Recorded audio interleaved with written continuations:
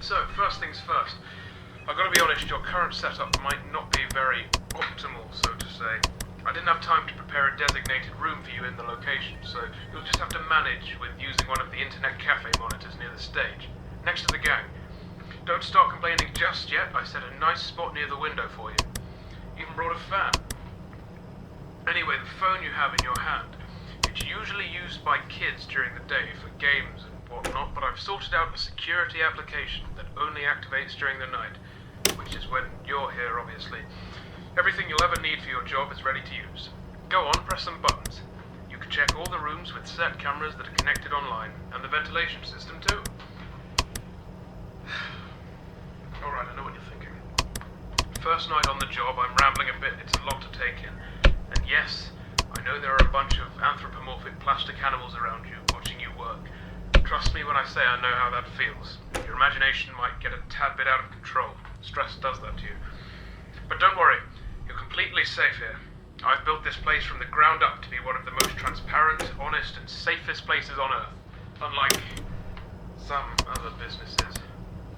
If you ever start feeling anxious, looking out the window or just, taking a look outside should calm you. That tends to work for me at least. Right, back to the anthropomorphic animals.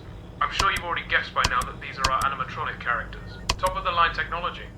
Honestly, the name animatronic doesn't do them justice. They're more like multi-purpose robots. They can be programmed to do anything I can think of. They pretty much run this place now. Of course, again, they are completely harmless. They aren't physically capable of hurting anybody.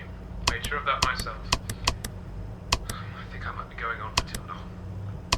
Last thing on the list. You may have noticed that this is a pre-recorded message, which means if you want to ask a question, you won't get an answer. But hey, to fix that, I've given you some options. I stayed up all night to set up a simple Q&A system to go with your app.